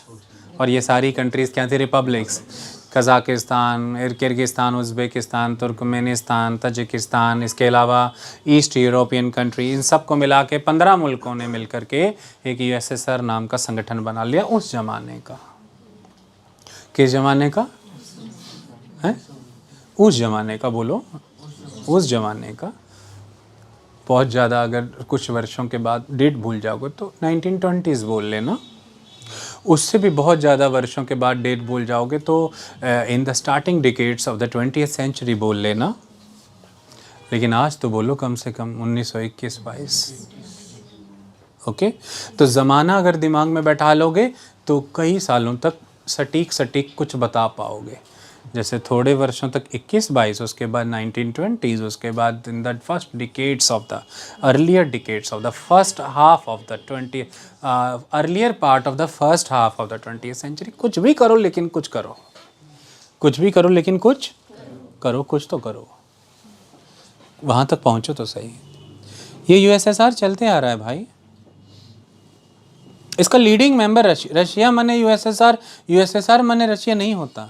Russia का दूसरा नाम USSR नहीं, कई बच्चे ऐसा कह देते हैं, रशिया माने USSR नहीं भाई। रशिया है, USSR थोड़ी ना होता है। रशिया मेंबर है USSR का। ओके, तो USSR नाम का संगठन चलता रहा। वर्ल्ड वॉर इसी USSR नाम के संगठन ने ही लड़ी है। Is that clear? आगे बढ़ता रहा, बढ़ते ये कहानी आ गई। 1980s के दशक में से कमज़ोर कर दिया गया। 1990-91 के समय में ये खंडित कर दिया गया। USSR का पहले इंटीग्रेशन हुआ था, अब डिसइंटीग्रेशन हो गया। तो USSR के डिसइंटीग्रेशन के साथ ही रशिया कमज़ोर पड़ गया। पड़ेगा कि नहीं पड़ेगा? विश्व पर एक आधिपत्य किसका स्थापित हो गया? अमेरिका। और 1991 से अमेरिकन हेजेमनी का दौर शुरू हुआ। कोल्ड वॉर की समाप्ति किस इवेंट से हुई? With the disintegration of the USSR। USSR disintegration से क्या हुआ? कोल्ड वॉर समाप्त। कोल्ड वॉर का आरंभ कब हुआ? वर्ल्ड वॉर 2 के समाप्ति से। वर्ल्ड वॉर 2 समाप्त हुआ तो क्या शुरू हुआ? शीत युद्ध। कौन सा युद्ध? शीत मने इंग्लिश में कोल्ड, है ना? क्षेत्र युद्ध ना कह देना, शीत युद्ध। शीत युद्ध का काल पता लग गया अभी आपको? शीत युद्ध का काल खत्म हुआ किसके विघटन से? USSR के विघटन से। इसे हिंदी इंग्लिश में बातें किया करो, ठीक है? कल्चरल लैंग्वेज आप लोगों की क्या होती है? आपकी नेटिव लैंग्वेज। और एकेडमिक लैंग्वेज आप लोग ले रहे हैं इंग्लिश। इंग्लिश ज़्यादा ऑर्गेनिकली उतर के आएगी अगर कल्चरल लैंग्वेज में भी वो वर्ड साथ साथ में बोलोगे। ओके, तो USSR के विघटन के साथ ही शीत युद्ध की समाप्तियां तय। अब किसका हेजेमनी, मतलब एक आधिपत्य किसका स्थापित हुआ? एक का यूनिपोलर, एक आधिपत्य, यूनिपोलर वर्ल्ड हो गया अब अमेरिकन हेजेमनी। अब दुनिया भर में जो भी लिबरलाइजेशन, प्राइवेटाइजेशन, ग्लोबलाइजेशन होगा, अब अमेरिका आएगा कि हाँ जी डेमोक्रेसी ले लीजिए, डेमोक्रेसी ले लीजिए। तो जहाँ जहाँ पर भी सोशलिज्म था वहाँ कैपिटलिज्म आएगा, ऐसा नहीं बोलते, ऐसा बोलते हैं। जहाँ जहाँ भी सोशलिज्म था वहाँ पे लिबरलिज्म होगा। ग्लोबलिज्म, प्राइवेटिज्म, तो लिबरलाइजेशन, ग्लोबलाइजेशन, प्राइवेटाइजेशन करिए ना, डेमोक्रेसी लाइए ना, तो दुनिया भर में ये डेमोक्रेसी आने लगी। लिबरलाइजेशन, ग्लोबलाइजेशन, प्राइवेटाइजेशन आने लगा। अच्छी बात है, आ ही रहा था। कैसा वाला आ रहा था? वैसा वाला आ रहा था। जैसे हमारे नीतीश जी बात करते हैं बिहार में कि वही सब हो रहा था जो वो लोग सब बोल रहे थे, और वही सब हो गया, तो वही सब हो रहा था। Okay, so the economic, commercial, trading, political, social pathways majorly उन आइडियाज़ के अकॉर्डिंग ही लेट डाउन किए गए जिन आइडियाज़ को प्रपाउंड मेजॉरली अमेरिका ही करता था। तो दुनिया का ट्रेंड सेटर कौन था? चले गब्बरू दा ना, सिंपल गाने की लाइन 1991 में कहाँ पे लागू होती थी? वहीं पे लागू होती थी। ओके, वेरी छाड़ जिंदे था, बस that's all, that was the thing. ये हेजेमनी चल रही है। जिन जिन की सत्ता गई उन्हें दिक्कत तो आएगी। चुनौतियां तो अब जब हेजेमनी हो ही गई है तो जो पुराने अवशेष बच रहे रेमिनेंट्स अभी लेके घूम रहे हैं सोशलिज्म के फ्लैग बेरर। अमेरिका क्या कहता था? अमेरिका क्या कहता था? सोशलिज्म से दिक्कत नहीं है। सोशलिज्म से दिक्कत है? नो। वो कह रहे हैं कि सोशलिज्म के नाम पर, अमेरिका कहता था, सोशलिज्म के नाम पर लोगों को वर्गलाना, उन्हें कट्टरवादी बनाना, विश्व शांति को भंग करना, विश्व में ऑटोक्रेसी स्टैब्लिश करना। कितने बज गए? इन्हें वहाँ बटाइए, घड़ी देखने का शौक बहुत है, मेरा ध्यान डिस्ट्रैक्ट करती है। वहाँ जाइए, यहाँ आ जाओ भाई, चलते ना, चल रहे तो पता लगे हम भी अमेरिका से कम थोड़े हैं।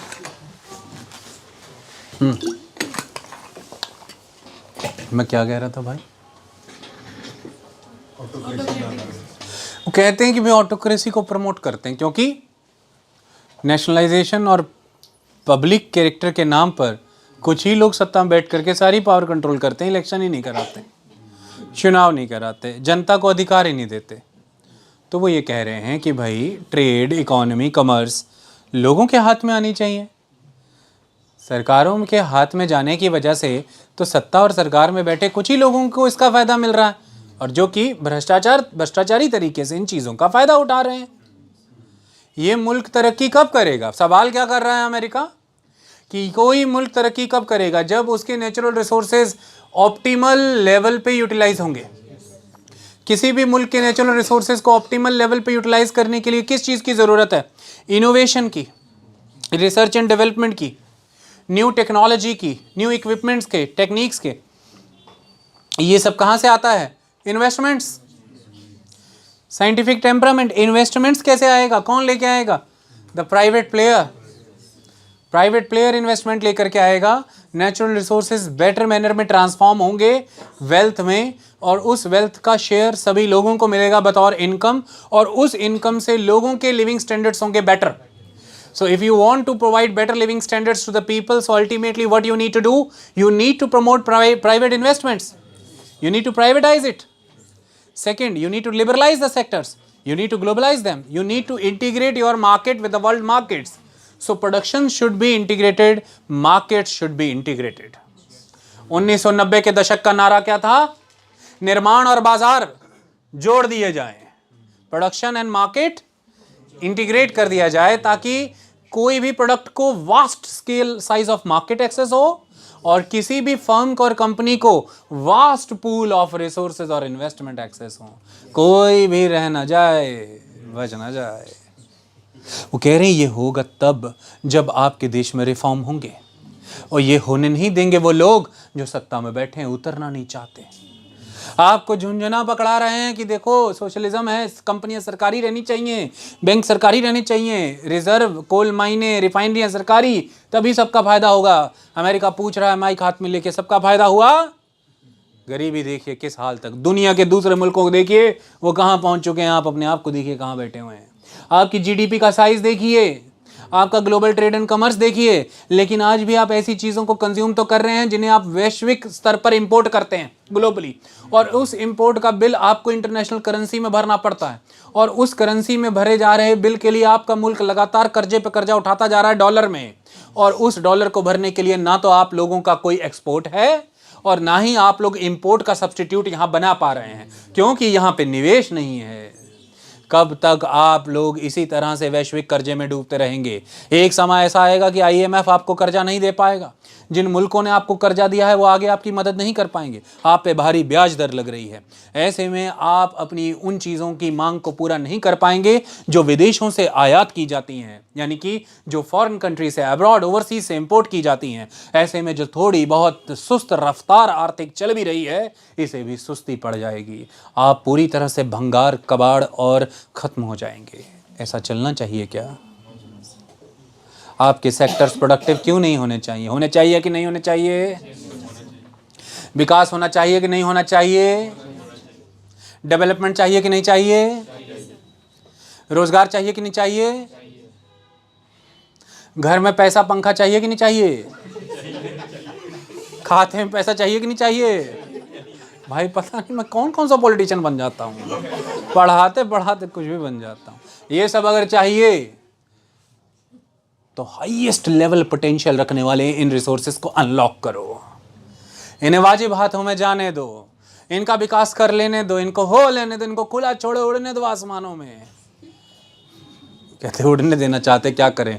कहते रिफॉर्म करो, पहले गवर्नमेंट सिस्टम सही करो भाई, दूसरा एलपीजी लेके आओ। दुनिया भर को ये कहा गया, कहते पैसा कहाँ से? हमारे बैंक काहे के लिए बैठे हैं?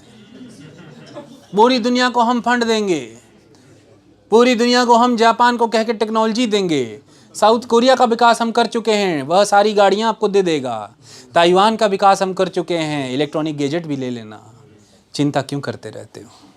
सब मिलेगा, फंड देंगे, टेक्नोलॉजी देंगे, इंजीनियर देंगे, सामान देंगे, मशीन देंगे, सब देंगे, विकास करो करो।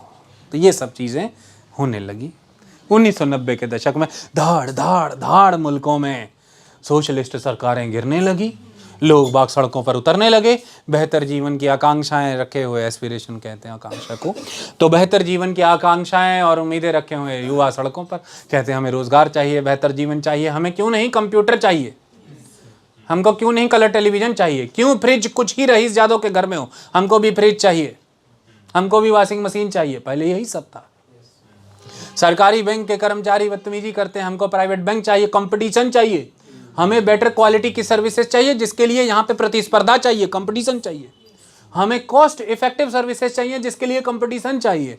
पूरी दुनिया में ये लहर फैल गई भाई कंपटीशन की, इससे प्रोडक्ट चीप होगा, इससे प्रोडक्ट की क्वालिटी बेहतर होगी, इससे सर्विसेज इफेक्टिव होंगी, इससे अकाउंटेबिलिटी बढ़ेगी, इससे वाइड रेंज ऑफ प्रोडक्ट आएंगे कंपटीशन की बदौलत, और इससे दुनिया में जहां भी सस्ता पैदा किया जा सकेगा वहां सस्ता पैदा करके दुनिया में सस्ता बेचा जाएगा, इससे ग्राहक को फायदा होगा, ज़्यादा स्केल पे ज़्यादा ग्राहक कंज्यूमरिस्ट होगा, ज़्यादा स्केल पे कंजम्पशन होने से ज़्यादा निर्माण करना पड़ेगा, सस्ता करके भी ज़्यादा निर्माण के कारण निर्माता भी, जो प्रोड्यूसर है, वो भी उसकी 5 उंगलियां घी में रहेगी, क्योंकि हम प्रोडक्शन का स्केल बढ़ा देने वाले हैं। अब तक जिन लोगों के मुंह में नक्का था कि वो खा पी नहीं रहे थे, वो सारे खाएंगे, इसको इंग्लिश में कहते हैं बॉटल नेक्स रिमूव कर देंगे।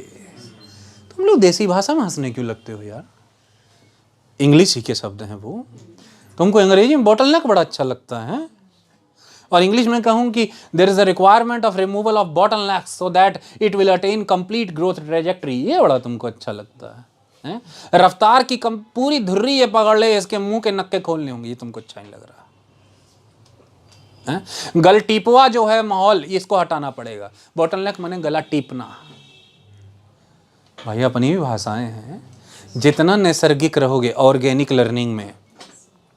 लर्निंग में जितना ऑर्गेनिक रहोगे, रीडिंग रिप्रेजेंटेशन में उतना कॉम्प्लेक्स चीज़ों को सीमलेस और सिंपलेस्ट मैनर में बता दोगे। इस कला को सीखना जरूरी है।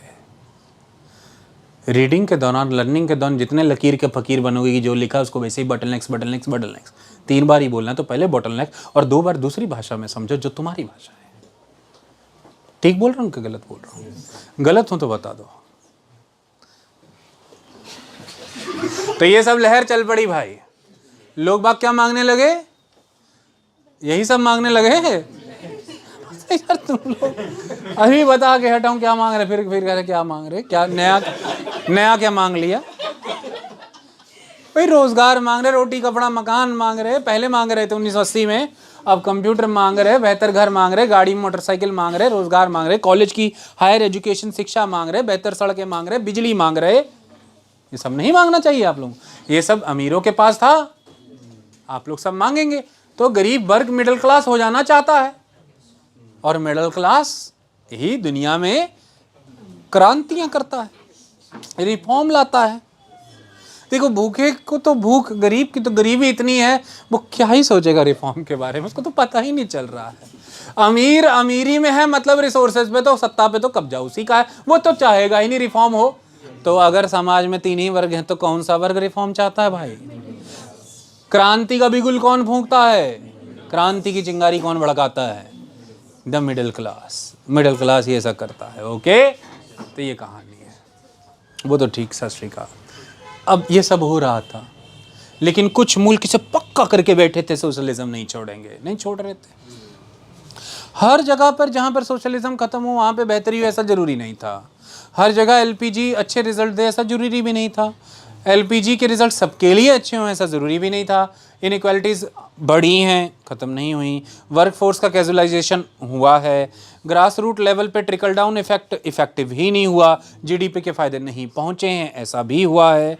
और वैश्विक स्तर पर हमने ये भी देखा कि एक न्यू स्टाइल का कॉलोनियलिज्म हुआ है, जहाँ पे मल्टीनेशनल कंपनीज जो एमएनसी है, मल्टीनेशनल कॉरपोरेशन, ये नए खिलाड़ी बन गए। अब मुल्क नहीं आते, अब कोई ABCD मुल्क दूसरे मुल्क पर कब्जा नहीं करता, तो एमएनसी ही इधर उधर घूम रही है और पूरे मुल्कों को कंट्रोल कर रही है। मतलब इतने मजबूत हो जाते हैं कि ये वहाँ की पॉलिटिकल जमात और जुडिशरी तक को लॉबी कर देते हैं। ये वहाँ पे स्टेज फेयर कर देते हैं कैंपेन को, सिविल सोसाइटीज़ को कंट्रोल करके जब चाहे धरना लगवा देते हैं। उसको ठंड लगेगी। ये सारी समस्याएं होने लगी। ऐसी दिक्कतें भी हैं। डेवलप्ड कंट्रीज़ ने डेवलपिंग कंट्रीज़ को यूज़ किया, उनकी मार्केट्स को कैप्चर किया, उन्हें कंट्रोल किया, वहाँ पर अपना पोल्यूशन डंप किया, वहाँ की मार्केट में अपने प्रोडक्ट डंप किए और अल्टीमेटली उनकी कंपनीज़ खड़ी नहीं हो पाई, उनका डेवलपमेंट नहीं हो पाया। डेवलपिंग कंट्रीज़ में एक स्तर पर यह भी देखने को मिला कि जो अच्छी खासी उनके मुल्क की नेटिव कंपनियाँ हुआ करती थी, खुली चुनौती में बड़े बड़े मुल्कों के MNCs के सामने नहीं टिक पाई, ना तो ये मास प्रोडक्शन कर पाई, ना तो इनके पास कॉस्ट इफेक्टिवनेस की ताकत थी। ऐसे में ऐसी लिबरलाइजेशन ग्लोबलाइजेशन की आंधी में ये तो बह गई। यहाँ से बेरोजगार हुए लोगों को कहीं ठिकाना नहीं मिला, धरती पे परेशानियां भी आई हैं। ये भी होता है। जो सोशलिज्म की नथ अभी भी पकड़ के बैठे थे लगाम, वो यही दिखा रहे थे अपने लोगों की, देखो देखो देखो वहाँ वो एक देखना, एक कंपनी बंद हुई, कंपनी बंद हुई, देखो इनके हाल सड़कों पे हैं। पहले सोशल सिक्योरिटी था, पेंशन था, PF था, छुट्टियां थी, ग्रेजुइटी थी, जॉब सिक्योरिटी था, अब सड़कों पे हैं। और ले लो प्राइवेटाइजेशन। तो ऐसे दिखाते थे अपने लोगों को कि देखो ये सब भी होता है। आर्थिक असमानता देखो, यहाँ पे शिक्षा सबको free, health free, public transport बसें फ्री। बस में जंग है, भंगार हो रही है, पर फ्री तो है। बस का एजेंडा क्या? ट्रैवल। बस की हालत अच्छी करके तुमको ट्रैवल ही अफोर्ड ना कर पाओ, ऐसी बस भी मचाने का क्या फ़ायदा? ऐसा बता रहे हैं। मतलब सोशलिस्ट लेवल के आदमी अपना पूरा बता रहे हैं, मतलब वो भी कंट्रोल में रह नहीं रहे हैं। सोशलिस्टों का ही कॉल लग रहा है। ओके, वो ये सब दिखा रहे हैं अपने लोगों को कि ये देखो जो हम तुम्हें दे रहे हैं वो ये नहीं दे पाएंगे और तुम कैपिटलिस्टों के हाथों रौंद दिए जाओगे। तो फिर भी उन्होंने सत्ता पकड़ के रखी, पकड़ी हुई है। ये सत्ता ज़्यादा दिन तक पकड़ी रहने दे सकता है कोई? यही है। क्लियर? ओके। 1990 के बाद अमेरिका की कवायद तेज हो गई कि हटो हटो, क्यूबा में भी हट, चलो कोलंबिया, वेनेजुएला, जाओ निकलो। और वहाँ पर जो रिसोर्सेज हैं उन्हें और ज़्यादा नेशनलाइज और ज़्यादा कंट्रोल किया जाने लगा। नुकसान तो होगा ही, और ये नुकसान परेशान करेंगे। आपको एक बात बताना चाहता हूँ, ध्यान से समझना। आपको पता है कि सेकेंड वर्ल्ड वॉर के पहले की कहानियाँ अगर आप इन मुल्कों की देखें तो ये तो क्लियर ही है कि यहाँ पर कॉलोनियल रूल थे। ये जिन मुल्कों की अभी मैं बात कर रहा हूँ, ये पेरू, ये बोलीविया, ये वेनेजुएला, ये कोलंबिया, स्पेन का कंट्रोल था। स्पेनिश कॉलोनियाँ थी ये। वर्ल्ड वार 2 के बाद जाना पड़ेगा ना, तो मतलब 1945 से पहले तक जो यहाँ के रिसोर्सेज हैं वो प्राइवेट कंपनियों के हाथों में रहे होंगे, प्राइवेट लोगों के हाथों में रहे होंगे। 1945 की कोल्ड वॉर के 1945 के वर्ल्ड वार 2 के बाद भी यहाँ पे जो लोग सत्ता में आए होंगे वो भी किनकी इच्छाओं के किनकी इच्छाओं के अनुरूप काम कर रहे होंगे? काफ़ी हद तक प्राइवेट कैपिटलिस्ट की इच्छा के मुताबिक। कंपनियाँ अभी भी प्राइवेट रही होंगी। धीरे धीरे 1950-60 के दशक में इन मुल्कों में जब सोशलिस्ट पावर्स आने लगी, ये कह के कि आपके रिसोर्सेज किसी के बेनिफिट के लिए यूज़ हो रहे हैं, आपको अपने रिसोर्सेज अपने हाथ में नहीं लेने चाहिए। तो जब वो धीरे धीरे सत्ता में आए होंगे तो उन्होंने ग्रेजुअली स्टेप बाय स्टेप देश के रिसोर्सेज प्राइवेट प्लेयर से लेके नेशनलाइज कर दिए होंगे। इस नेशनलाइजेशन से किसको बहुत ज़्यादा परेशानी पहुंची होगी? The private big companies. वो प्राइवेट बिग कंपनीज जा जाके किसको शिकायत करती होंगी? The governments of the ideology of the capitalism. और वो गवर्नमेंट क्या चाहती होंगी कि कुछ करके कैसे करके यहाँ पे वो राजनीतिक विचारधारा एग्जीक्यूट हो जानी चाहिए जो प्राइवेट कैपिटलिज्म को सपोर्ट करती हो, नेशनलाइजेशन के खिलाफ हो। लेकिन जनता कन्विंस करनी पड़ेगी ना। जनता के द्वारा बनाई गई लोकप्रिय सरकारों को ऐसे तो नहीं हटाया जा सकता। और शुरू शुरू में सरकारें लोकप्रिय होती बहुत है।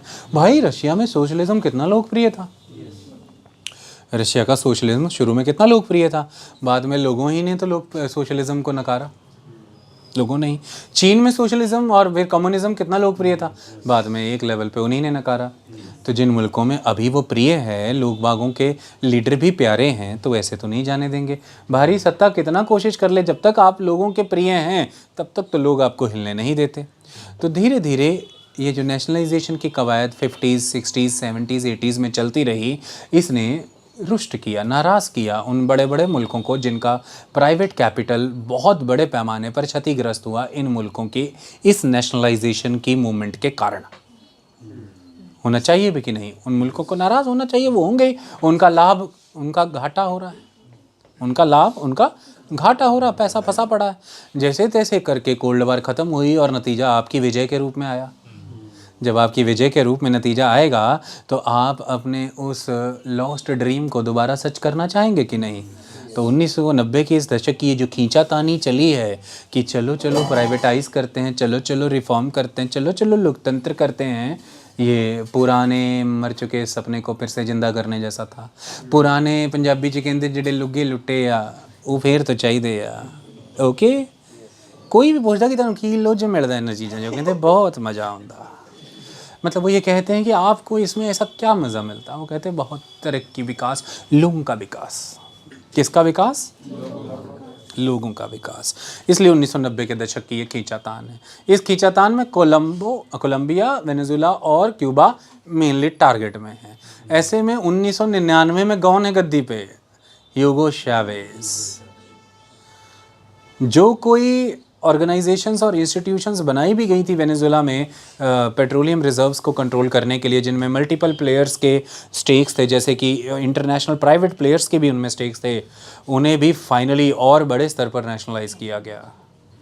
उन प्लेयर्स को बहुत धक्का पहुंचा और इसी प्रोसेस को फॉलो किया। इसके जवाब में 2004-05 से हाई लेवल सैंक्शंस एक्सपीरियंस की वेनेजुला ने, क्योंकि उन पर आरोप ये लगाए गए, वेनेजुला पर ये आरोप लगाए कि ये अंतर्राष्ट्रीय शर्त को नहीं मानते, ये नियम कानून के मुताबिक नहीं चलते, ये यूनिलेटरली स्टेप्स ले रहे हैं और international trade agreements, international commercial agreements को फॉलो नहीं करते, ये अपने मुल्क की बदहाली कर रहे हैं, ये लोगों पर अत्याचार कर रहे हैं। ऐसे इस तरह से कई तरह की सैंक्शंस। उन्हीं सैंक्शंस का नतीजा निकला कि रफ्तार धीमी पड़ती गई विकास की। एक समय में दुनिया के टॉप मोस्ट प्रोड्यूसर्स 2005-06 में जो मुल्क दुनिया के टॉप मोस्ट प्रोड्यूसर्स में था, वो धीरे धीरे हाशिए यानी कि मार्जिन पे आता गया, मार्जिनलाइज सा होता गया।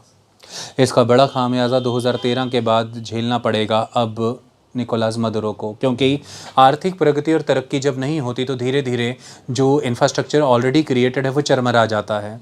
चाहे वो सोशल इंफ्रास्ट्रक्चर है जैसे कि हेल्थ, एजुकेशन, हाउसिंग, सैनिटेशन, और चाहे वो इकोनॉमिक इंफ्रास्ट्रक्चर है जैसे कि railways, roadways, dams, bridges, power infrastructures, markets, business centres, everything. ये संस्थाएं धीरे धीरे, ये इंफ्रास्ट्रक्चर धीरे धीरे डिग्रेडेड स्टेट में चले गए, चरमराने लगे, बेरोज़गारी दर बढ़ने लगी, करेंसी कमज़ोर होने लगी, इन्फ्लेशन बहुत तेज़ी से बढ़ने लगी, लोगों के हाथों में परचेजिंग पावर गिरने लगी, उनकी करेंसी कमज़ोर होती चली गई। महंगाई एक तरफ से, बेरोज़गारी दूसरी तरफ से, गिरती हुई सरकारी मदद तीसरी तरफ से। सरकारी मदद भी अब आगे तक नहीं चल पाएगी ना, सोशल सपोर्ट जो आ रही है सोशल इंस्टीट्यूशंस के रूप में वो भी कमज़ोर होती चली जा रही है, और डेट का बर्डन, अगले डेट और महंगे, जो कुछ रेवेन्यू जनरेट हो रहा है वो उन डेट के कर्जे पूरे करने में लग रहा है। विकास कैसे करें? मतलब आपका सारा एक्सपेंडिचर तो रेवेन्यू अकाउंट के खाते में ही चला जा रहा है, कैपिटल अकाउंट वाला एक्सपेंडिचर तो हो ही नहीं रहा, जिसको हम प्रोडक्शन ओरिएंटेड एक्सपेंडिचर मानते हैं। ये सारे हालात एक टर्मोइल, अनरेस्ट और डिससेटिस्फैक्शन का माहौल क्रिएट करते हैं एक मुल्क में, और ऐसी चीज़ें वेनेजुला में हो रही थी। ऐसा नहीं है कि नहीं हो रही थी, ऐसी चीज़ें वेनेजुला में हो रही थी। युवा सड़कों पे आए थे, लोग बाग विरोध कर रहे थे और ज़बरदस्त विरोध था, जिसी का नतीजा है कि ये माना गया कि 2018-19 के नतीजों को कंट्रोल करना पड़ा। इसी का नतीजा है कि 2024 के नतीजों को भी कंट्रोल करना पड़ा। प्रो डेमोक्रेटिक ताकतें सड़कों पर उतर रही थीं और उन्हीं प्रो डेमोक्रेटिक ताकतों में एक लीडर हैं जिनका नाम है मचाडो, और आपको पता है कि उन्हीं को इस बार मिला है नोबेल पीस प्राइज़। और उन्होंने पीस प्राइज़ मिलने के बाद उस पीस प्राइज़ का क्या किया था, उनका अगले दिन का उसी दिन का स्टेटमेंट क्या था कि मैं इसे किसे सौंपती हूँ, मैं इसे किसको देती हूँ, डोनाल्ड ट्रंप। लिंक बैठाना सीखो, क्रोनोलॉजी फॉलो किया करो। ओके, तो मचाडो को नोबेल पीस प्राइज़। मचाडो किसका विरोध कर रही हैं, निकोलास मदुरो किस विंग को रिप्रेजेंट कर रहे हैं, कहने को एक सोशलिस्ट विंग। उस विंग की पॉलिटिक्स के द्वारा अब देश में हुआ क्या पड़ा है, अस्त व्यस्त हुआ पड़ा है माहौल। लोग बाग क्या चाह रहे हैं, डेमोक्रेसी। क्या ख़त्म करना चाह रहे हैं, ऑटोक्रेसी।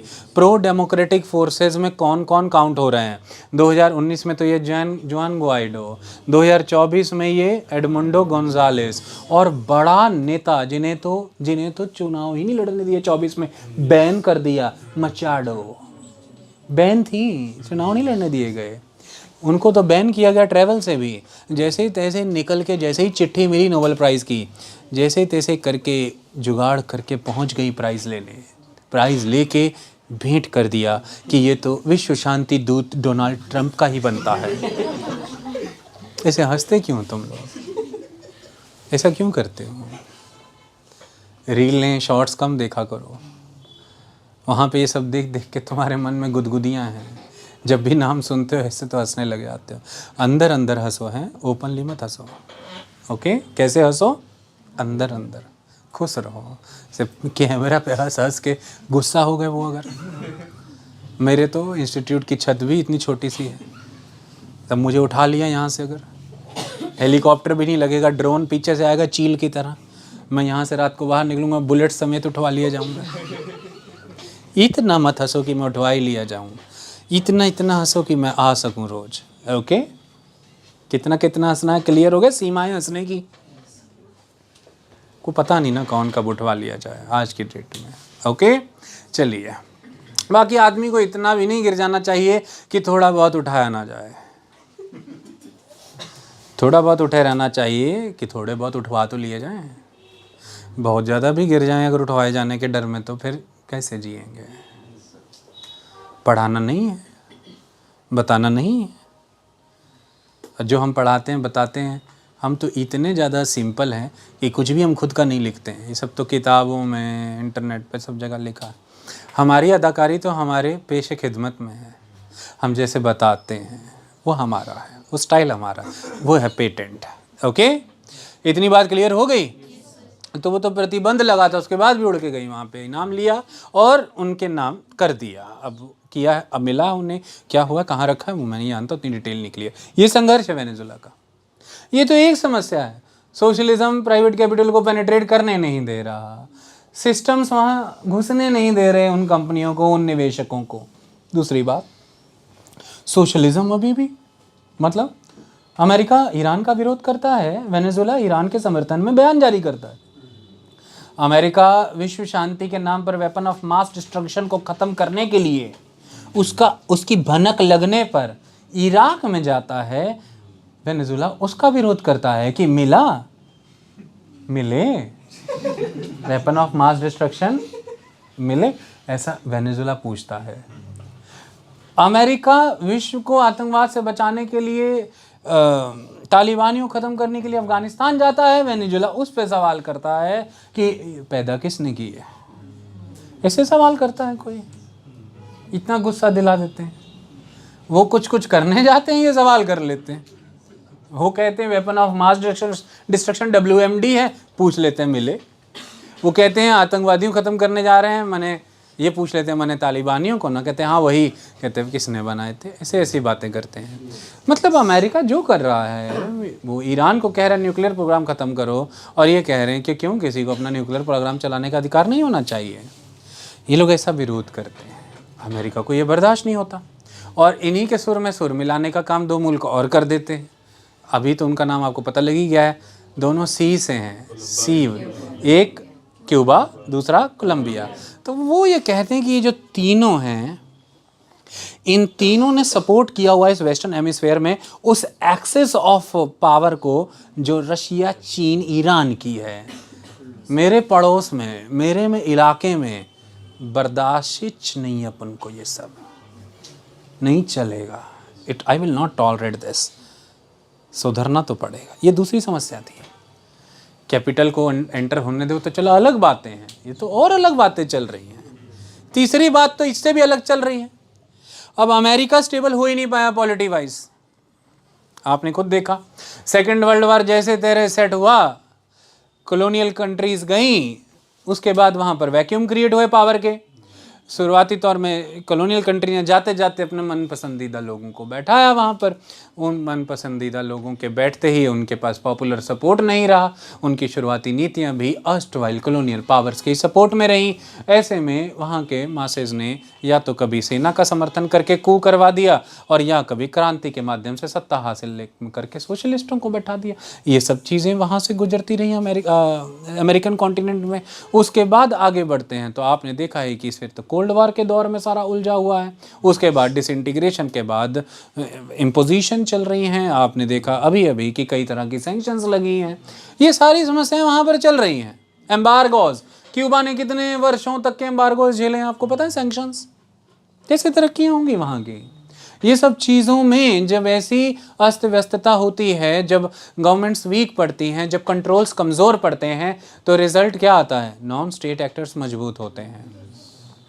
वेल्थ जनरेट करने के कई नए साधन वहाँ पर खोजे गए हैं। पहली बात, आस पड़ोस के मुल्कों में बहुत तरक्की है, वहाँ से वेल्थ हासिल करने के तरीके ढूंढे गए। ये दूसरी बात। अपनी सरकारें कमज़ोर हैं, सरकारों को सत्ता में रहने के लिए समर्थन चाहिए उन लोगों का जिनकी समाज में बड़ी अच्छी पकड़ है, जिनके पास बल है, जिनके पास संगठन है, वेपन है।